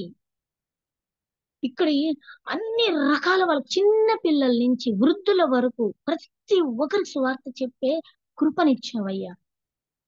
రకరకాల మనుషులు, రకరకాల మెంటాలిటీ వాళ్ళు అంటున్నారు. వాళ్ళ దేవుని చిత్తం అయితే ఇంకొకసారి నేను ఆ సందర్భాలకు చెప్తాను. ఒక ఆమె అయితే మడ్ బ్యాట్ చేసుకున్నప్పుడు పూర్తిగా కవర్ అయింది. ఆమె నన్ను చూడదు, నేను ఆమెను చూడను, ఆమె ముఖం నాకు కనపడదు, ఎందుకంటే మా ముఖం అంతా మట్టి, ఒళ్ళంతా మట్టి. ఆమెతో మాట్లాడుతున్నా, ఆమె అంటూ ఉంది, ఏమండి మీరు తిరుపతిలో ఉన్నారు కదా, వెంకటేశ్వరుని దగ్గర వండుకొని మీరు ఇక్కడికి వచ్చి ఇట్లా ఇచ్చేస్తున్నారు, యేసుప్రభు గురించి చెప్తున్నారు, ఇది మీకు న్యాయమేనా అనింది. నేను అన్నాను, ఇది నాకు న్యాయం అండి, కాబట్టే చెప్తున్నాను. ఈ రోజు నేను బ్రతికి ఉన్నాను అంటే ఆ ప్రభు నా స్థానమందు నిలిచి నన్ను రక్షించి నా పాపాన్ని శుద్ధి చేసి నన్ను బ్రతికించాడు కాబట్టి నేను మీతో మాట్లాడుతున్నానమ్మా అన్నాను. అదెట్లండి, మీరు మన భారతదేశ యొక్క దీనినంతా మీరు ఇచ్చేసేస్తున్నారు, పాడు చేస్తున్నారు. లేదమ్మా, నేను మన భారతదేశాన్ని గౌరవిస్తాను, మన సంస్కృతిని గౌరవిస్తాను, మంచిగా ఇచ్చేస్తాను. నేను ఎప్పుడు దానిని ఇది చేయను. కాబట్టే నేను మీతో ఇంత ప్రేమగా మాట్లాడుతున్నాను. తిరుపతిలో వండుకొని నేను ప్రభుని నమ్ముకొని యేసు ప్రభు ప్రేమ గురించి చెప్తున్నాను.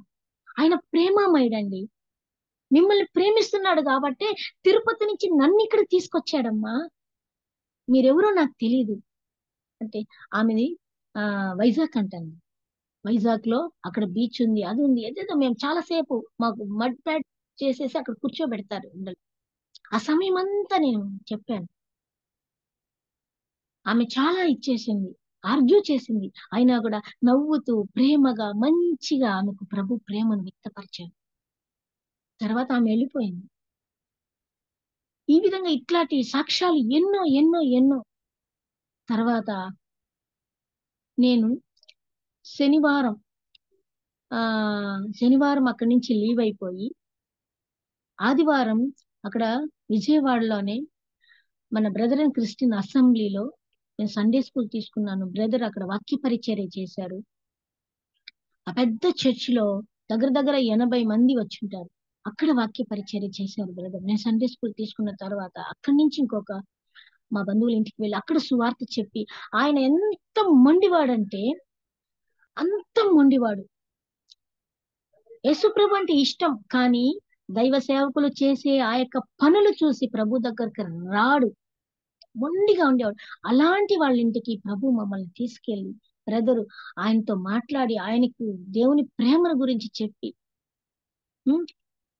నా యొక్క సాక్ష్యమును ఆయనకు చెప్పి అక్కడ మాట్లాడి మేము నెక్స్ట్ డే ఉదయం మళ్ళీ ఫ్లైట్ లో తిరుపతికి వచ్చాం. ఆ ఫ్లైట్ లో కూడా చాలా మందికి సువార్త చెప్పి మొత్తం అండి అక్కడ ఉన్నన్ని రోజులు 973 మందికి దేవుడు సువార్త చెప్పించాడండి. ప్రభుకే మహిమ కలుగుగాక. మా మనవరాలు అడిగింది, అమ్మమ్మ నువ్వు అక్కడ ప్రతిరోజు సువార్త చెప్తావు కదా, మొత్తం లెక్కేయి, ఎంతమందికి ఎవరెవరికి ఎలా చెప్పావు. ఒకరోజు కూర్చొని అన్ని మేము ఆలోచించుకొని ఇచ్చేస్తే 973 మందికి దేవుడు నా చేత సువార్త చెప్పించాడు. ఒకసారి ఎవరికైనా ఫోన్ చేసిన, అమ్మ ఆరోగ్యం చూసుకోనరా, బాగరా, బాగుండు, ఇక్కడ నువ్వు సంఘంలో నువ్వు లేనిది బాగలేదు అది చెప్పారు. కానీ ఒక ఇద్దరు మాత్రం, నువ్వు వెళ్ళింది దేవుని కోసం వెళ్ళావు, సువార్త చెప్పి గెలిచి తిరిగిరా, నీ ఆరోగ్యం గురించి ఆలోచించద్దు, నీ మైండ్ లో సువార్త చెప్పాలనుంది, చెప్పేసిరా అని చెప్పేసి నాకు చెప్పినప్పుడు నిజంగా ప్రభు ఆ మాటల ద్వారా నాకు ఇంకొంచెం ధైర్యాన్ని ఇచ్చాడు. ఇదంతా ఒక విధంగా నా జీవితంలో ప్రభు కోసం ఏడ్చిన ఆ యొక్క దినాలలో సంతోషాన్ని అనుభవించడానికి. అమ్మా నీ మాట నేను ఈ సాక్ష్యం ఎందుకు చెప్తున్నానంటే, మనమందరము పరలోకానికి సంబంధించిన వారము. మనమందరము సియోను పాటలు సంతోషంగా పాడుచు ఆ యొక్క సియోనులోకి, ఆ యొక్క పరమపురిలోకి చేరవలసిన వారం మనం. మన బిడ్డలను ప్రభు సన్నిధిలోకి తీసుకొని రావలసిన వారము. ఇక్కడ ఈ యొక్క తండ్రి తన కుమారుడు తిరిగి వచ్చాడని పండుగ చేసుకున్నాడు. నీ బిడ్డ కోసం నువ్వు పండుగ చేసావా? నీ బిడ్డ కోసం, నీ బిడ్డను నువ్వు ప్రేమిస్తున్నావని వాక్యం నేర్పిస్తూ ఉంది, వాక్యం చెబుతూ ఉంది. తల్లి ప్రేమ ఎంత చెడ్డ బిడ్డనైనా మంచి దారిలోకి తీసుకొస్తుంది. ప్రేమ పెళ్లిళ్ళు ఎందుకు చేసుకుంటున్నారు? అమ్మ నాన్న దగ్గర ప్రేమ దొరకక లేచిపోయి ఎందుకు పెళ్లి చేసుకుంటున్నారు? వాళ్ళకి ఇంట్లో సంతోషం, ఫ్రీడమ్ లేక. ఒక అబ్బాయి అంటున్నాడు, ఆంటీ మా అమ్మమ్మను చూస్తే కత్తి తీసుకొని పొడిచి చంపేయాలనిపిస్తుందా ఆంటీ అంటాడు. ఎందుకు నాన్న అలా అంటున్నాడు? మా అమ్మమ్మ ఒక షాడిస్ట్, ఆమె చెప్పిందే నేను వినాలంట, ఆమె చెప్పిందే నేను చెయ్యాలంట. ఏమా ఆంటీ మాకు మనసు ఉండదా? మాకు ఫ్రీడమ్ ఉండదా? మేము స్వతంత్రంగా ఉండకూడదా అని ఆ చిన్న పిల్లవాడు, 6వ క్లాస్ చదివే పిల్లవాడు చెప్తున్నాడు. ఆ బిడ్డను దగ్గరకు తీసుకొని ఇట్లా తల నిమురుతున్నానా, అలా మాట్లాడకూడదు, వాళ్లకు వయసు అయిపోయింది కదా, బీపీ ఉంటుంది, షుగర్ ఉంటుంది, కొంచెం కోపం ఉంటుంది, నువ్వే సర్దుకో అంటే అది ఎట్లాంటి సర్దుకునేది? నేను చెప్పేది వింటే కదా వాళ్ళు, వినరే, నేను చేసింది తప్పు అంటారు. ఎంత ఆర్గ్యూ చేస్తున్నాడు తెలుసా అండి ఆ అబ్బాయి. ఇంకొక అబ్బాయి అంటున్నాడు, ఆంటీ ఇంటికి ఎందుకుదా వస్తామనిపిస్తా ఉందా ఆంటీ, మా అమ్మ మాట్లాడదు, మా నాన్న మాట్లాడు, ఏమంటే సెల్ ఫోన్ పెట్టుకొని కూర్చుంటారు, ఇంకేమన్నా అంటే అదేంది ఫుడ్ ఆర్డర్ పెట్టేస్తారు, స్విగ్గీ గిగ్గి అదేదో వస్తారు, అది మాకు నచ్చదా ఆంటీ, మా అమ్మ అంత వండి పెడితే కదా ఆంటీ, ఆకలేస్తుందా ఆంటీ అర్ధరాత్రిలో, మేము ఏం చెయ్యాలా ఆంటీ? నిజంగా పిల్లలు చెప్తున్న మాటలు ఎంత బాధేస్తా తెలుసా అండి. అమ్మా ఇప్పుడు జనరేషన్ ఎలా అయిపోయిందంటే, ప్రతి ఒక్కళ్ళు ఊర్లు తిరగాల, ఉద్యోగాలు చెయ్యాలా, కుటుంబాన్ని పట్టించుకోవడం లేదు, కుటుంబానికి ప్రేమ పంచడం లేదు. కుటుంబం ఎట్లా పోతే ఉంది, డబ్బు సంపాదించినామా, పెద్ద ఇల్లు కట్టుకున్నామా, పెద్దగా ఆస్తులు ఉన్నాయా, అన్ని చూస్తున్నారు. భార్యాభర్తలు కలిసి ఉంటున్నారా? లేదు. బిడ్డలు కలిసి ఉంటున్నారా? లేదు. ఈ యొక్క తండ్రి తన కుమారుడికి విందు చేస్తున్నాడు. పట్టు వస్త్రాలు ఇచ్చాడు, ఉంగరం ఇచ్చాడు, చెప్పులు ఇచ్చాడు, ఘనతనిచ్చాడు, అన్ని చేస్తున్నాడు. బిడ్డలు అంటున్నారు, ఆంటీ మా అమ్మోళ్ళు ఇచ్చే ఆ డ్రెస్సులు నాకెందుకు ఆంటీ, వాళ్ళు ఇచ్చే మా బ్యాగులు అదంతా వాళ్ళు పేరు కోసం గొప్పలు చెప్పుకోవడానికి ఇస్తున్నారు. ఒక్క రోజన్నా మా అమ్మ నాకు ముద్దు పెట్టిందా అంటున్నాడు ఒక అబ్బాయి. పాపం అనిపించింది. రానా నేను ముద్దిస్తానంటే వద్దా అంటే సిగ్గుపడుతున్నాడు. బిడ్డను ఎంత పెద్ద బిడ్డ అయినా సరే దగ్గరకు తీసుకొని కౌగిలించుకొని గట్టిగా ముద్దు పెడితే వాళ్ళకున్న బాధ సగం తీరిపోతుంది. వాళ్ళు మనల్ని నమ్ముతారు. వాళ్ళు మనల్ని మా అమ్మ నా మాట వింటుంది అని మనకు దగ్గరవుతారు. వాళ్ళ మనసులో ఫీలింగ్స్ చెప్తారు. ప్రేమ పెళ్లిళ్ళు చేసుకోరు. మీరు అనొచ్చు, సిస్టర్ మీ పిల్లలు ఇద్దరు ప్రేమ పెళ్లిళ్ళే కదా చేసుకున్నారు, మీరు ఇప్పుడు ఇట్లా అంటున్నారు కదా అని. అవునండి, మా పిల్లలు మేము ఎక్కువ ప్రేమించాం కాబట్టి వాళ్ళు అనే మాట అదే, మా మీ ప్రేమే మమ్మల్ని ఇట్లా ప్రేమించేటట్లు చేసింది. వాళ్ళకి ప్రేమ లేదు. ఇప్పుడు మా కూతురు చేసుకున్న అబ్బాయి నాన్న లేదు, అమ్మ ఒకటే ఉంది. వాళ్ళ అన్నలు వదిలు వాళ్ళ బాటకు వాళ్ళ జీవితం, వాళ్ళ సంపాదన వాళ్ళది. కానీ ఈ అబ్బాయి ఒక అనాథలాగా బ్రతికాడు. ఆ అబ్బాయికి పిలిచి మేము అంత పిల్లలంతా కూర్చోబెట్టుకొని సువార్త చెప్పి వాక్యం చెప్పి ప్రార్థన చేసినప్పుడు ఆ అబ్బాయి కష్టాలు విని ఆ యొక్క అబ్బాయి యొక్క స్థితిని చూసి మా అమ్మాయి జాలిపడి ప్రేమలో పడి పెళ్లి చేసుకున్నాడు. మా అబ్బాయి కూడా ప్రేమించే పెళ్లి చేసుకున్నాడు. వాళ్ళ ఇంట్లో మా కోడలు వాళ్ళ ఇంట్లో అందరూ సింగులు, అందరూ కత్తులు కటారులు పూజ చేసేవాళ్ళు. లక్ష్మీ మాత పటం పెట్టుకొని ఇచ్చేసుకునేవాళ్ళు. వాళ్ళు కత్తెత్తుకొని నరుకు, ఇదే వాళ్ళ మాటలు. చావని ఉంటే ఉండి పోతే పోని. వాళ్ళ వంశంలో అందరూ అర్ధాయుసులో చచ్చిపోయే వాళ్ళే. 50 ఏళ్ళకి మగవాళ్ళు ఉండరండి. 50 ఏళ్ళకి పైన 55 అంటే ఓహో గ్రేట్ వాళ్ళ. అటువంటి దీంట్లోనే మా అబ్బాయి డిగ్రీ చదివేటప్పుడు, BBM చదివేటప్పుడు తన క్లాస్ లో పిల్లలందరినీ ఇంటికి తీసుకొచ్చేవాడు. అందరికి సువార్త చెప్పి వాక్యం చెప్పి ప్రార్థన చేసేటప్పుడు ఆ అమ్మాయి వాక్యానికి పట్టుబడింది. ఆ అమ్మాయి వచ్చి, ఆంటీ నేను మీ అబ్బాయిని పెళ్లి చేసుకుంటాను ఆంటీ. ఇక్కడ ప్రేమ, దేవుని ప్రేమ. ఇప్పుడు వాళ్ళిద్దరూ రక్షణ పొందారు, బాప్తీసం తీసుకున్నారు. మాకు పెద్ద ఆస్తులు లేవండి, పెద్ద ఇవి లేవు. ఎందుకంటే మా అత్తగారు వాళ్ళు మాకు ఇవ్వకుండా మోసం చేశారు. అయినా అదంతా నేను గతంలో చెప్పాను,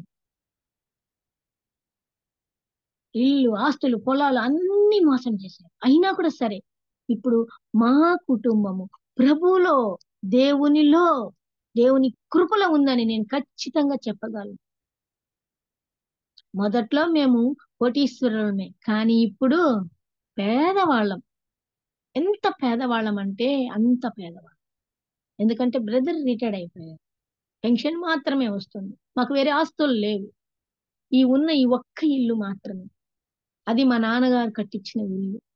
కానీ మాకున్నది యేసు ప్రభు, ఐశ్వర్యవంతుడైన యేసు ప్రభు మాతో కూడా ఉన్నాడు. మా ఆశ దేవుని కోసం నమ్మకముగా పని చేయాలి, దేవుని కోసం కడవరకు జీవించాలి. ఎన్ని నిందలు వచ్చినా, ఎన్ని మాటలు వచ్చినా, ఎన్ని అవమానాలు వచ్చినా, ఎంత ఇది వచ్చినా ప్రభు కోసం సాగాలి. ఇది ప్రేమ, యేసు ప్రభు మాకు నేర్పించిన ప్రేమ.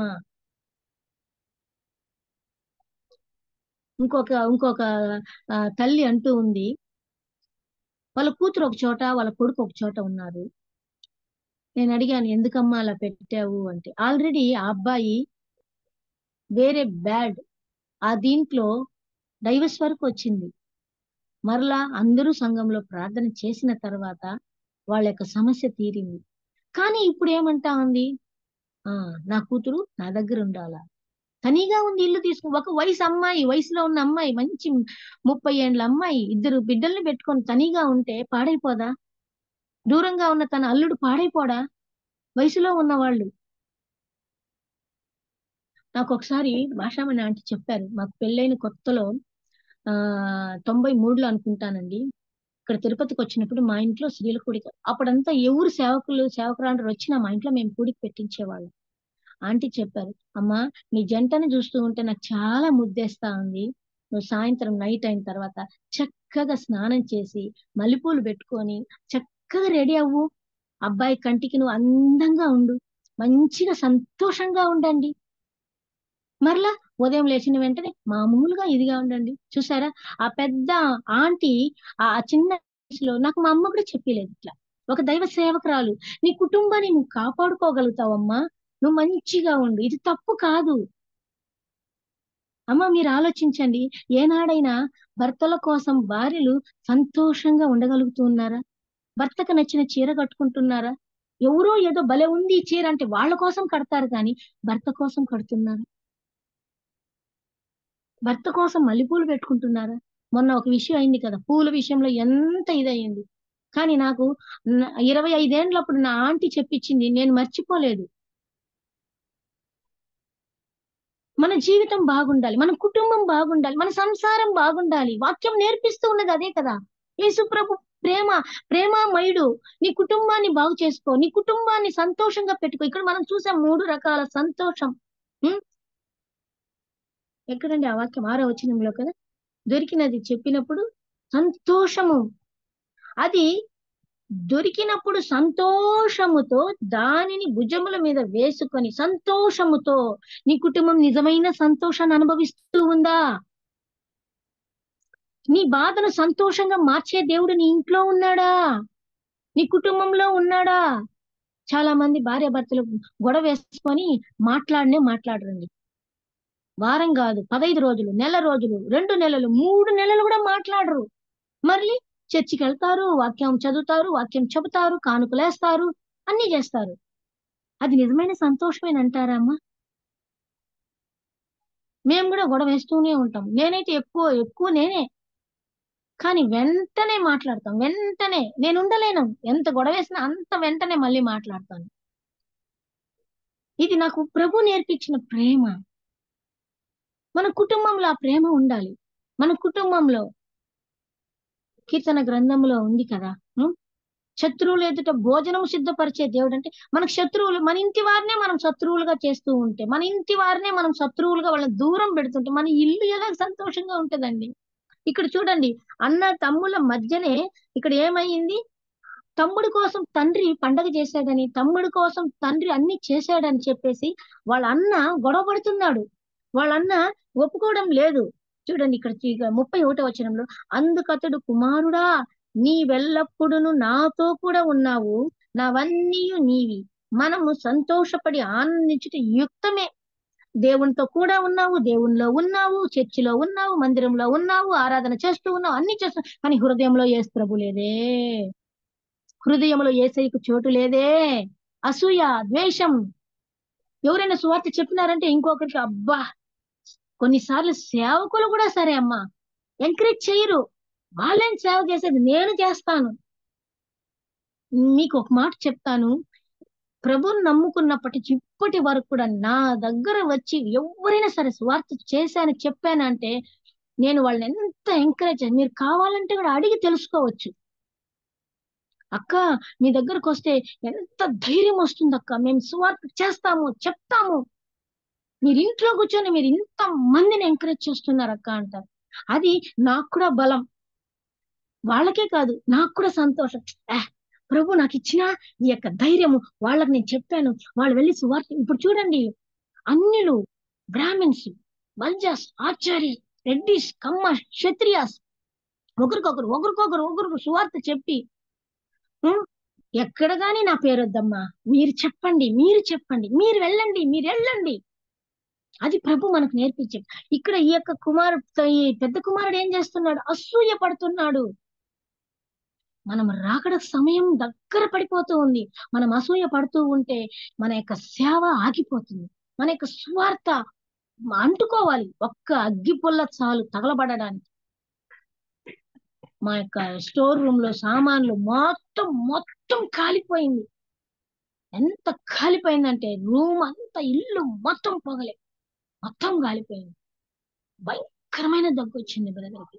కానీ ప్రభు కాపాడాడు. సువార్త మంట అనేది ఒక్కసారి రగులుకునిందంటే ఎంత మందికైనా అది స్ప్రెడ్ అవుతుంటే అది ఆగిపోదు. మనం అలా ఉండాలి. సువార్తను ఎంకరేజ్ చేసేవారిగా ఉండాలి. పాటలు పాడేవారికి పాడమని చెప్పాలి. ప్రార్థన చేసే వాళ్ళకి చెయ్యమని చెప్పాలి. వాళ్ళలో కొత్త ఉత్సాహం వస్తుంది, కొత్త సంతోషం వస్తుంది. భలే పాడిందిలే ఈమె నాకు చెప్పొచ్చేదేంది, ఈమె నాకు ఇచ్చేసేదేంది, అలాంటి మాటలు చెప్తే వాళ్ళు నెక్స్ట్ టైం ముందుకు రారమ్మా. నా జీవితంలో నేను చూశాను.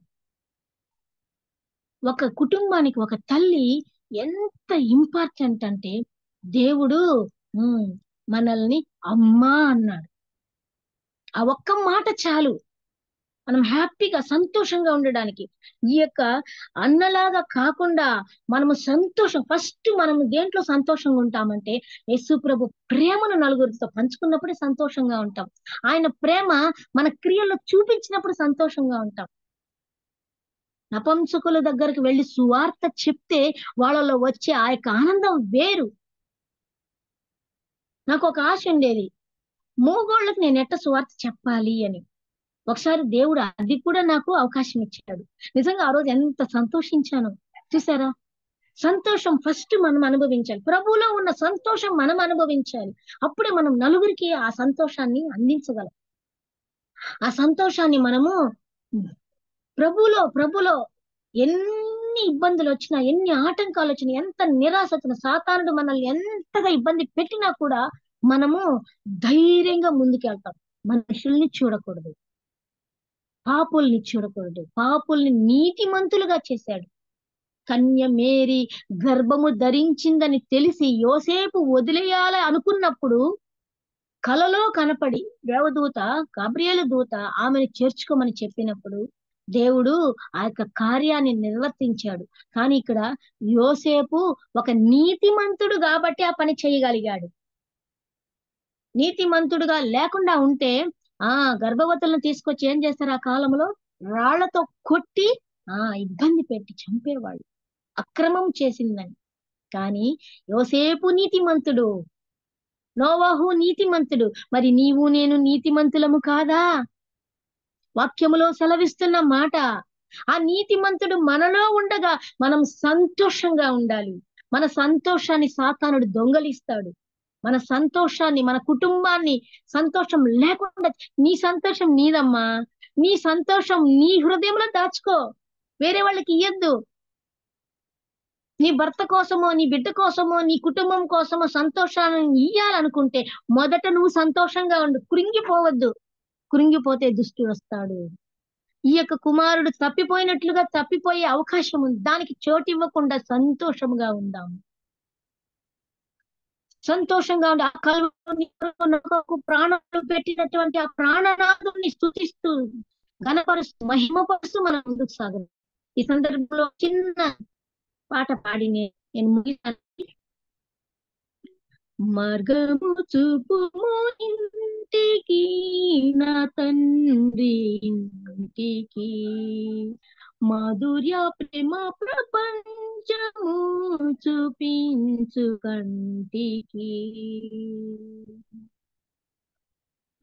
నా తండ్రి నన్ను చూచి పరుగెడుతూ తెంచి నాపై బడేచెను. జీవనము గూర్చి ఇంటికి తోడ్కొని వెళ్ళి నన్ను దీవించెను. నా జీవిత కథ ఎంత యేసు ప్రేమకు ధరలో సాక్ష్యమయ్యుండును.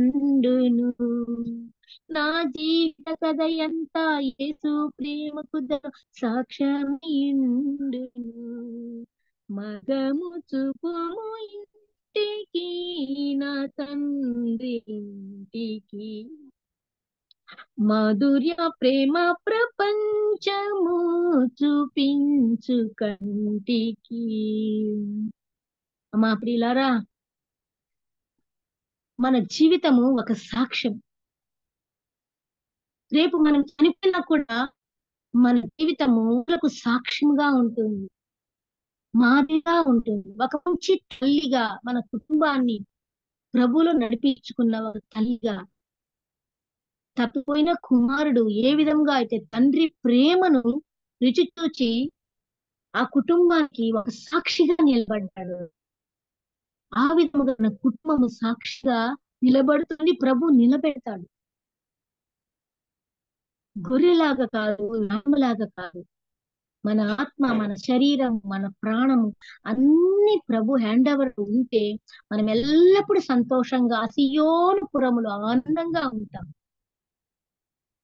ఈ జూములో చేరి వచ్చిన స్త్రీలందరికీ కూడా నా ప్రేమ వందనాలండి. మా కుటుంబం కోసం మీరు ప్రార్థన చేస్తూ ఉన్నారు. ఇంకా ప్రార్థన చేయండి. మా ఆశ ప్రభు కోసము సంఘాలు కట్టాలి, సువార్త ప్రకటించాలి.